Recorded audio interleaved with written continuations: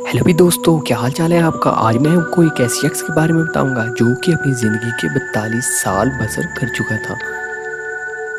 और ये बूढ़ा जो कि एक नौजवान की तरह था, वो एक रिसर्चर था और ये एक बेहतरीन रिसर्च कर चुका था। इसके अलावा ये पीएचडी फिज़िक्स था जो कि उस दौर में पीएचडी करना बहुत ही एक मुश्किल काम था।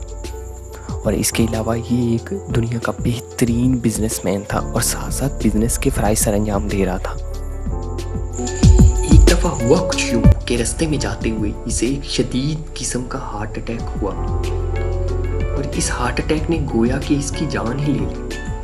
रास्ते में एक शख्स जो कि वहाँ पर मौजूद था, उसने इसे रेस्क्यू किया और रेस्क्यू करने के बाद इसे करीब के हॉस्पिटल में ले गया।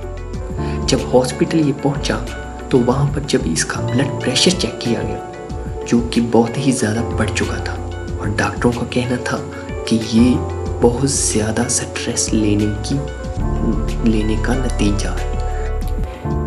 इस स्ट्रेस की वजह से इसकी हार्ट बीट बहुत ही बदल चुकी थी और ये इसकी हार्ट बीट एबनॉर्मल थी। नतीजा ये निकला कि इसका हार्ट बाईपास किया जाए और उस वक्त हार्ट बाईपास करना एक एबनॉर्मल थिंग थी जो कि डॉक्टरों के बस में नहीं थी, क्योंकि उस वक्त इतने इंस्ट्रूमेंट मौजूद नहीं थे कि ये काम सरअंजाम दिया जाए। तो बज़ाहिर डॉक्टरों ने इसे ये कहा कि वो घर में जाकर आराम करे और अपनी फैमिली के साथ ज़्यादा से ज़्यादा वक्त गुजारे और इसे ये वक्त घर में ही गुजारना चाहिए। बज़ाहिर जब ये कहा जाता है तो आपको मालूम होता है कि इसका मतलब है कि इस बंदे का इलाज नहीं किया जा सकता और इसको अपनी मौत का इंतज़ार करना चाहिए। तो दोस्तों, हुआ कुछ यूँ कि दिन गुजरते चले गए। अब इसे अपने लिए कुछ ना कुछ करना था क्योंकि इसके बगैर इसके पास कोई चारा नहीं था और इसके लिए इसने जद्दोजहद शुरू कर दी। तो इसके बाद इसने अपने अंदर एक नई दुनिया तलाश की। इस नई दुनिया तलाश करने में इसने अपने अंदर ये देखा कि वो जिस बीमारी का शिकार है वो कोई आम बीमारी नहीं बल्कि इमोशनल स्ट्रेस की बीमारी है। तो इसने देखा कि किस तरह से इस इमोशनल स्ट्रेस की बीमारी को कंट्रोल किया जाए और आखिरकार वो ये करने में कामयाब हुआ और एक नॉर्मल खुशगवार जो कि पहले की तरह की ज़िंदगी बसर करना चाहता था उस तरह की ज़िंदगी हासिल करने में कामयाब हो गया।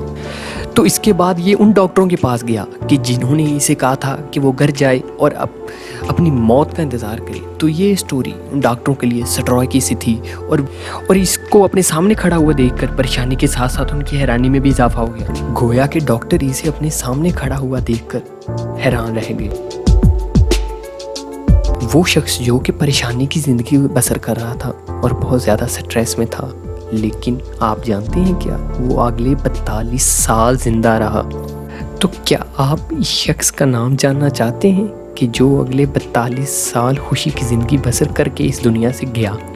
तो इसका नाम लेस्टर लिविंगस्टन था और दुनिया वालों को खुशी और सेहत का राज बता गया। तो लेस्टर लिविंगस्टन ने वो कौन सा राज दरियाफ्त किया था? आइए आप भी वो राज जान लीजिए। इस राज में इसने बताया कि इंसानी ज़िंदगी जज्बात और एहसासात का नतीजा होती है। जिस तरह से हमारे इर्द गिर्द और हमारे अंदर जज्बात और एहसासात होंगे उसी तरह से हम पूरी दुनिया को महसूस करेंगे और इसी के मुताबिक अपने बर्ताव और बिहेवियर का इजहार करेंगे। आइए इसको कुछ समझने की कोशिश करते हैं। इमोशंस की साइंस, जिसे हम न्यूरोलॉजिकल साइंस भी कहते हैं, हमारे रवैयों को बयान करने और एक्सप्लेन करने में बड़ी हेल्पफुल है और ये हमें बताती है कि किस तरह का रवैया हम अख्तियार करते हैं। तो इस बात को समझने के लिए हमें सी मॉडल ऑफ इमोशंस का सहारा लेना पड़ता है। सी में एस मतलब सप्रेस, ई मतलब एग्जिस्ट और ई मतलब एक्सप्रेस। मतलब अगर ये सी मॉडल ऑफ इमोशंस है क्या, आइए देख लेते हैं। मतलब अगर आपके बॉस ने आपको डांटा तो गोया कि आपने उसके सामने इजहार किया या उसके सप्रेस यानी उसे रोकने की कोशिश की या कि अपने कमरे में वापस आकर वो सारा इमोशन रिलीज़ कर दिए। तो लिस्टर लिविंसन ने बताया कि इन तीनों में से ये आप पे डिपेंड करता है कि आप क्या चीज़ अख्तियार करते हैं। अगर आप सप्रेस करते हैं तो आप एंग्जाइटी का शिकार हो जाते हैं, मतलब ये कि आप परेशान रहते हैं। और इसके साथ अगर आप इस चीज़ को यानी कि अपने इमोशंस को एक्सप्रेस कर देते हैं तो इसके रिज़ल्ट में आपका मुआशरे पर बुरा असर जाता है, और जो कि एक लड़ाई का नतीजा बनता है। और इसके लास्ट में अगर आप एग्जिस्ट पर अमल करते हैं, मीन दैट अपने इमोशंस को रिलीज़ कर देते हैं, तो आप एक पुरसुकून ज़िंदगी बसर कर सकते हैं।